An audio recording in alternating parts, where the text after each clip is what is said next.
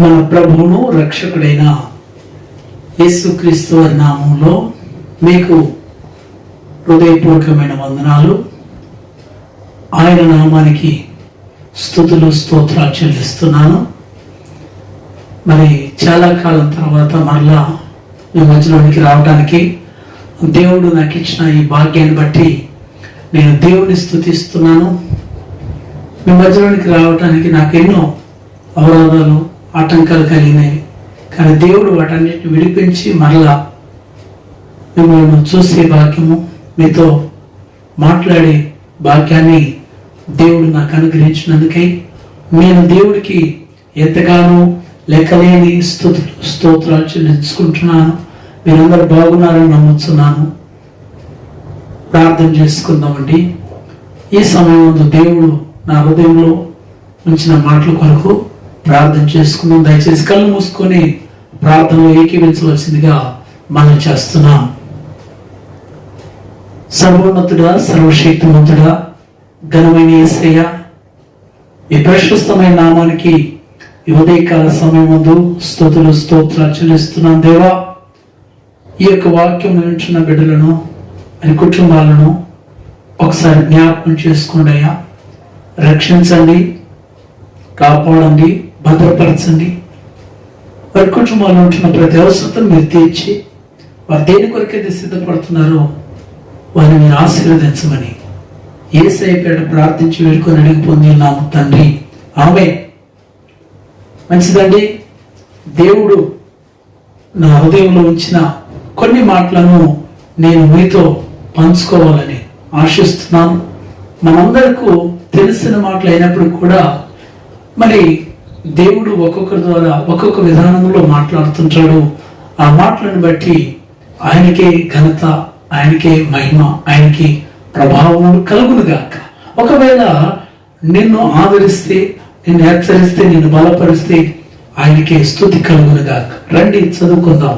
మత్తయి సువార్త 11వ అధ్యాయము 28వ వచనాన్ని మనం అందరం కూడా చదువుకుందాం. మత్తయి సువార్త 11వ అధ్యాయము 28వ వచనాన్ని చదువుకుందాం. ప్రయాసపడి భారం మోసుకొని వస్తున్న సమస్త జనులారా, నా యొద్దకు రండి, నేను మీకు విశ్రాంతిని కలుగ చేస్తాను. దేవునికి మహిమ కలుగును గాక. యేసు ప్రభువారు ఏమంటున్నారంటే, ప్రయాసపడి భారం మోసుకొని వస్తున్న సమస్త జనులారా, నా యొద్దకు రండి, నేను మీకు విశ్రాంతిని కలుగ చేస్తానన్నాడు. మనకు నెమ్మది కావాలని, మనకు కొంచెం ఆదరణ కావాలని, కొంత ప్రోత్సాహం కావాలని, లేకుంటే మనకున్న ఆలోచనని ఇంకొకరితో పంచుకోవాలని ఆతృత పడుతుంటాం. లేదా త్వరగా వెళ్ళి వాళ్ళతో చెప్పుకోవాలి ఈ బాధని, కష్టాన్ని, వ్యాధిని ఆరాట పడుతుంటాం. కానీ యేసు ప్రభువు చెప్తున్న మాట ఏంటంటే, నా యొద్దకు రండి, నా యొద్దకు వచ్చి వారిని నేను ఎంత మాత్రం కూడా త్రోసివేయను. దేవుడి దగ్గర తప్ప అందరి దగ్గరికి వెళ్తాం మనం. ఏదైనా కానీ మొట్టమొదటిగా మనకు మనుషులు గుర్తు వస్తుంటారు. అందుకనే కీర్తన గ్రంథంలో రాజులను నమ్ముకుంటే కంటే, అధికారులను నమ్ముకుంటే కంటే యెహోవాను ఆశ్రయించడం మేలు, మనుషులు నమ్ముకుంటే కంటే యెహోవాను ఆశ్రయించడం మేలనే మాట రాయబడింది. మనందరికీ బాగా తెలిసిన మాటలే. ప్రియమైన దేవుని బిడ్డలారా, మనం యేసయ్య యొద్దకు రావాలి. యేసయ్య యొద్దనే మనకు విశ్రాంతి కలుగుతుంది. యేసయ్యనే మనము నమ్ముకోవాలి. కొన్నిసార్లు మనము నమ్మకంతో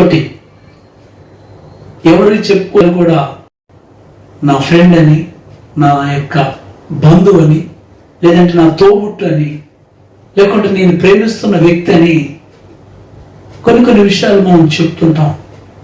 కానీ పరిస్థితులు ఎప్పుడు ఒకేలాగా ఉండవు. కొన్నిసార్లు వాడు మనకు దూరమై ఉండొచ్చు, వాడితో మనకు కొంత వైరం, వాడితో మనకు కొంత ఎడబాటు, పడని పరిస్థితులు వచ్చినప్పుడు ఏవైతే మనం బలహీనతలుగా ఉండి చెప్పుకున్నామో వాటిని వారు బయటపెడుతుంటారు అన్నమాట. ఇక పలాని వ్యక్తి ఇలాంటిది, ఇలాంటివాడు ఇలా చేసిండు, నాతో చెప్పాడు, నిజం, కావాలంటే అడగండి, పిలిపించండి, నేను మాట్లాడతాను, అన్నదో లేదో అని ధైర్యంగా వాళ్ళు చెప్తుంటారు. ఆ సందర్భంలో మీరు చెప్పినప్పుడు వాస్తవమే, కానీ దేవుడు ఈ రోజున ఆ బలహీనతల నుండి మిమ్మల్ని విడిపించున్నాడు. కానీ వాళ్ళు మాత్రము దాన్నే పట్టుకొని అనేకులకు మీ మీద చెడ్డ మాటలు పలుకుతుంటారు. మిమ్మల్ని, మీ సాక్ష్యాన్ని మరి డ్యామేజ్ అంటే నష్టపరిచేవారుగా ఉంటారు.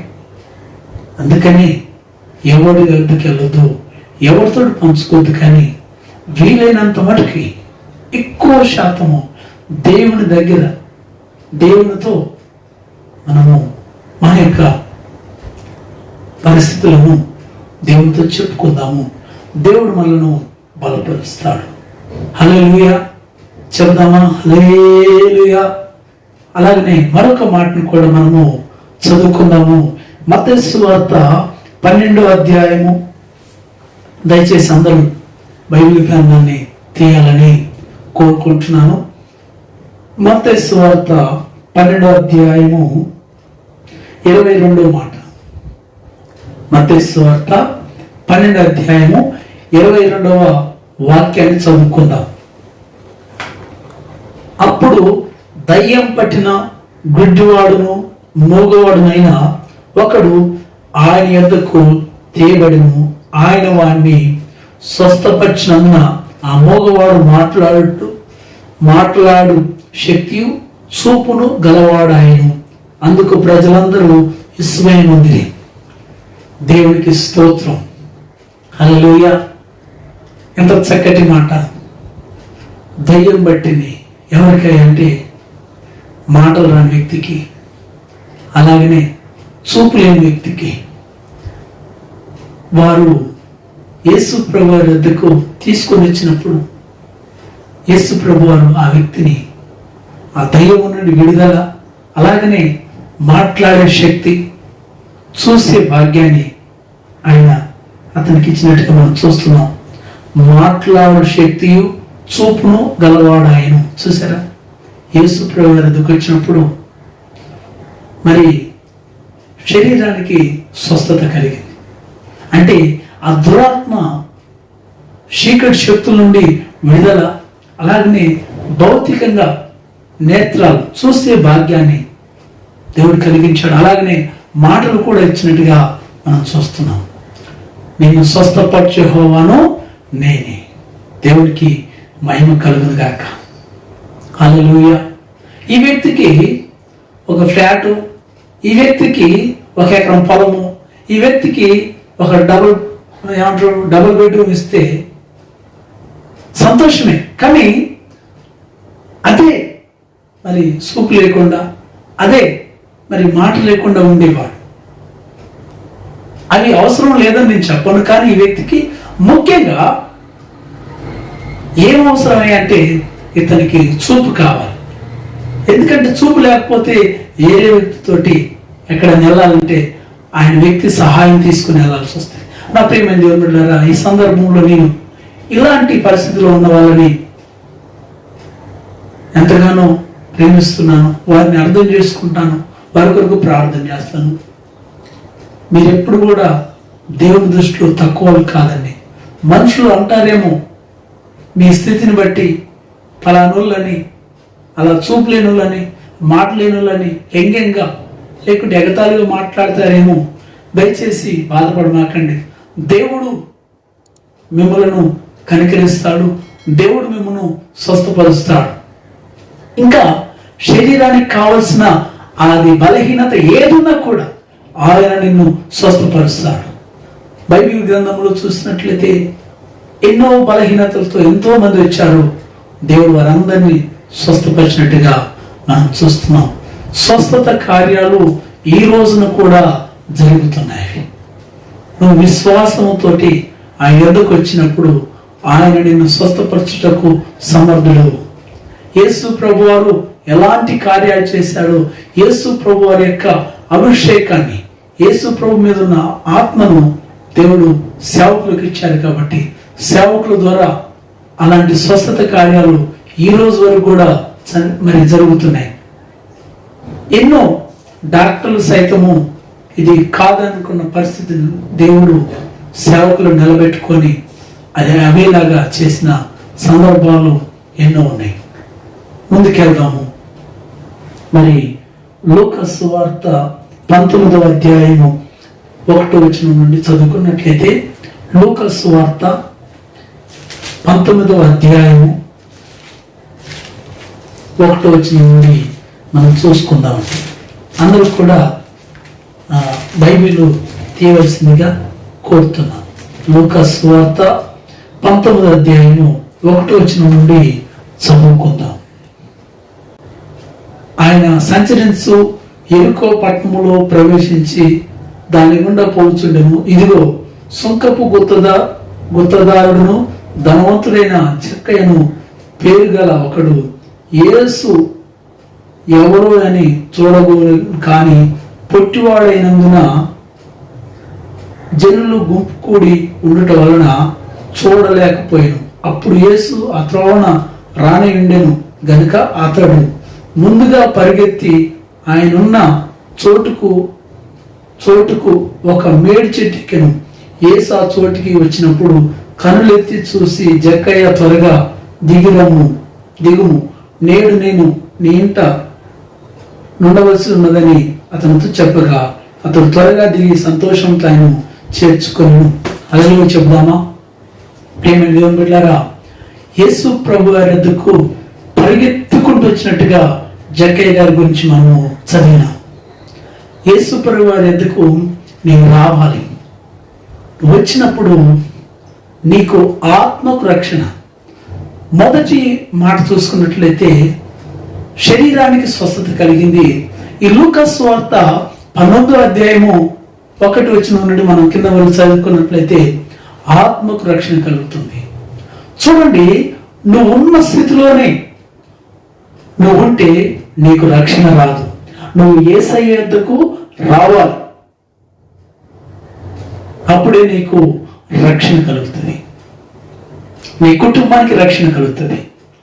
ఆయన పిలుస్తున్నాడు కదా, ప్రయాసపడి భారం మోసుకొని వస్తున్న సమస్త జిల్లారా నా యొద్దకు రమ్మని ఆయన పిలుస్తున్నప్పుడు, లేదు ప్రభువా నాకు డ్యూటీ ఉంది, నాకు ఉద్యోగం ఉంది, నాకు వ్యాపారం ఉంది, నాకు అది ఇది ఉందని చెప్తూ మనము రోజులు కాలాన్ని అలాగ వెళ్ళబోస్తూ ఉన్నాం. యేసు ప్రభువు పరలోకం నుండి భూమి మీదకి వచ్చాడు. ఇంకా రాయి అంటే ఇంకెక్కడికి రావాలి ఆయన? అంటే నీతో కలిసి డ్యూటీగా ఇంకెక్కడెక్కడికి రావాలి? నువ్వు ఎక్కడుంటే అక్కడికి రావాలి. వస్తాడు, రాడని అంటారు, కానీ కొన్నిసార్లు ఆయన ఎందుకు రావాలి? దేవుని ఎందుకు రండి, అప్పుడు ఆయన మీ ఎందుకు వచ్చిన యాకోబు రాసిన పత్రికలో ఉంది. మనకు సమయం లేదు కాబట్టి త్వరగా ముందుకు వెళ్తున్నాను. నా ప్రియమైన దేవుని బిడ్డలారా, మీరు యేసు ప్రభు వద్దకు వచ్చినప్పుడు మీరు మీ కుటుంబము రక్షింపబడుతుంది. ఈ ఇంటికి రక్షణ, జక్కయ్యకి కాదు, జక్కయ్య ఇంటి వాళ్ళందరికీ కూడా రక్షణ వచ్చినట్టుగా నువ్వు యేసయ్య వద్దకు వస్తే నీ కుటుంబం అంతా కూడా రక్షింపబడుతుంది. నిత్య నరకము నుండి, నిత్య శాపము నుండి విడుదల కలుగుతుంది. నువ్వు యేసయ్య వద్దకు రావాలి. వచ్చినప్పుడు నీకు పశ్చాత్తాపం కలుగుతుంది. యేసయ్య వద్దకు వచ్చినప్పుడు నువ్వు ఏ స్థితిలో ఉన్నావో ఒప్పుకుంటావు. జక్కయ్య ఒప్పుకున్న విధానం నువ్వు ఒప్పుకుంటావు.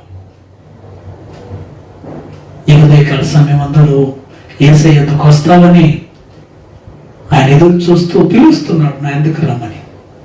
అలాగే మత్తయి సువార్త 5వ అధ్యాయము 1వ వచనం నుండి చదువుకుందాం. మత్తయి సువార్త 5వ అధ్యాయము 1వ మాట నుండి మనం చదువుకుందాం. ఈ యొక్క మాటలు కొండ మీద ప్రసంగం అంటారు. యేసు ప్రభు వారు తన శిష్యులతో పాటు జనసమూహానికి అక్కడ రాయబడి ఉన్నది. అందరికి కూడా ఆయన ఉపదేశం మరి 3 అధ్యాయాలు కూడా ఈ యొక్క కొండ మీద ప్రసంగం అంటారు. 5వ అధ్యాయము, 6వ అధ్యాయము, 7వ అధ్యాయం. 7వ అధ్యాయానికి వచ్చినప్పుడు ఆయన కొండ దిగి వస్తున్నప్పుడు ఒక కుష్ఠరోగి ఆయన కలుసుకున్నప్పుడు ఆ వ్యక్తికి స్వస్థత కార్యం జరిగినట్టుగా మనం చూస్తాం. ప్రేమ దేవుని బిడ్డలారా, మొట్టమొదటిగా ఒక దయ్యం పట్టిన మూగ గుడ్డి వ్యక్తి ఆయన ఎదుకు వచ్చినప్పుడు దేవుడు ఆయన స్వస్థపరిచినట్టుగా మనం చూస్తాము. అలాగనే లూకా సువార్త 19:1 నుండి చూసుకున్నట్లయితే జక్కయ్య ఇంటికి రక్షణ మారుమనసు కలిగినట్టుగా చూస్తున్నాము. ఈ మాట మనం యేసయ్య ఎదుకు వస్తే మనం ఈ లోకంలో ఎలాగ బ్రతకాలి, ఎలాగ ఆయన సాక్షిగా జీవించాలి, ఆయన ఆజ్ఞలేంది, ఆయన నియమాలేంది, ఆయన కట్టడలేందని మనకు తెలుస్తూ ఉంటుంది. ఆయనతో మనం సహవాసం చేయాలి, అన్యోన్య సహవాసం చేయాలి. అర్థమవుతుందా? దేవుని బిడ్డలతో మనం సహవాసం చేయాలి. ఆ దినము సమీపిస్తున్న కొలది సమాజం కూట మానక మరి ఎక్కువగా కూడుకోవాలని హెబ్రీయులకు రాసిన పత్రిక 10వ అధ్యాయము 24వ వచనంలో మనకు తెలుస్తూ రాయబడి ఉన్నది. అంతే. మరి అపోస్తల కార్యం 2వ అధ్యాయము 42వ మాట చూసుకున్నట్లయితే అపోస్తల కార్యము 2వ అధ్యాయము 42 ఈ అపోస్తల బోధ ఎందును, సహవాసం ఎందును, రొట్టె విరుచుటెందును, ప్రార్థన ఎందు ఎడ తెగక ఉండిరి. ఇంటింట కూడుకుంటారు, ప్రతిదినం కూడుకున్నారు. ప్రియమైన దేవుని బిడ్డలారా, ఆయన సన్నిధికి మనం వస్తున్నప్పుడు ఆయన ఉపదేశం, ఆయన వాక్యం, ఆయన మాట మనతో మాట్లాడుతుంది. ఆది వాక్యమే దేవుడు ఉన్నాడని మనకు తెలుసు. కాబట్టి దేవునితో మనం సంఘంతో మనము సహవాసం చేసినప్పుడు ఈ లోకంలో మనము ఆయన కొరకు ఎలాగ బ్రతకాలో ఆ విషయాలన్నీ కూడా ప్రభు మనకు నేర్పిస్తూ ఉంటాడు. సంఘాన్ని, సమూహాన్ని నిర్లక్ష్యం చేయొద్దని ప్రభు పేట నేను మిమ్మల్ని బ్రతిమాడుతున్నాను. అర్థమవుతుంది కదండి? దేవుని ఎదుకు వచ్చినప్పుడు శరీరానికి స్వస్థత కలుగుతుంది, దేవుని ఎదుకు వచ్చినప్పుడు ఆత్మకు రక్షణ కలుగుతుంది. దేవుని ఎదుకు వచ్చినప్పుడు నువ్వు ఎలాగా ఆయన కొరకు జీవించాలో ఆ యొక్క మాటలను కూడా దేవుడు మనకు నేర్పించి మనల్ని బలపరుస్తాడు. దేవునికి మహిమ కలుగును గాక. కళ్ళు మూసుకుందాం, ప్రార్థన చేసుకుందాం. కృపగల తండ్రి, దయగల దేవానికి వందనాలు. ఈ ఉదయగల సమయంలో ప్రభా మీరు మమ్మల్ని పిలుస్తున్నారు. ప్రభా మేము ఎక్కడెక్కడికో తిరిగాము, ఎవరెవరితోనో ప్రభా వేచి ఉన్నాం, కానీ వారు మమ్మల్ని పట్టించుకోలేదు, వారు మమ్మల్ని త్రోసివేసినారు, వారు మమ్మల్ని అవమానపరిచినారు. కానీ మీరు అయ్యా మమ్మల్ని పిలుస్తున్నారు. మీరు మా కొరకు ప్రభువా పరలోకం నుంచి భూమి మీదకి వచ్చినారు. ప్రభు మేము మీ యొద్దకు రావడానికి ఎన్నో ఆటంకాలు, ఎన్నో ప్రభా ఒత్తిళ్లు మేము కలిగి ఉంటున్నాం. ఈ రోజు నుండి వాటన్నిటి నుండి విడిపించి ప్రతి వారికి కూడా నీ యొద్దకు నడిపించమని వేడుకుంటున్నాం. వచ్చిన వారికి ప్రభు శరీరానికి స్వస్థత, ఆత్మకు రక్షణ, ఆత్మీయంగా బలపడే ఉపదేశాన్ని వినిపించి మీరు మహిమ పొందుకోమని వేడుకుంటూ ఈ యొక్క వాక్యంలో పాల్గొన్న ప్రతి వారిని, వారి కుటుంబాలు మీరు దీవించమని, రక్షించమని ప్రార్థన చేస్తున్నాం. కాపాడమని వేడుకున్నాను. వారు ఏమేమైతే ప్రభా నీ సన్నిధానంలో ప్రభా వేదనతో ఒక పట్టుదలతో ప్రార్థన చేస్తున్నారు, నజరేయుడైన యేసు క్రీస్తు వారి నామములు అవన్నీ కూడా మీ నామములో మీ చిత్త ప్రకారము సఫలమగును గాక. కృప చూపించి మహిమ పొందుకోమని సర్వశక్తిమంతులైన యేసు క్రీస్తు వారి పేట ప్రార్థించి వేడుకొని అడిగి పొంది ఉన్నాము తండ్రి. ఆమేన్. మన తండ్రి అయిన దేవుని ప్రేమ, మన రక్షకుడును మన ప్రభువైన యేసు క్రీస్తు వారి యొక్క కృప, ఆదరణకర్త పరిశుద్ధాత్మ దేవుని సన్నిధి సహవాసం చేరిన మనకును ఈ వాక్యములు పాల్గొన్న బిడ్డలందరికీ ఆయన కృపాక్షేమము తోడేంటి నడిపించి కాపాడును గాక. ఆమేన్. ఆమేన్. అందరికీ వందనాలండి. ప్రభు మిమ్మును మీ కుటుంబాలను నిండారుగా దీవించును గాక. ఆమేన్.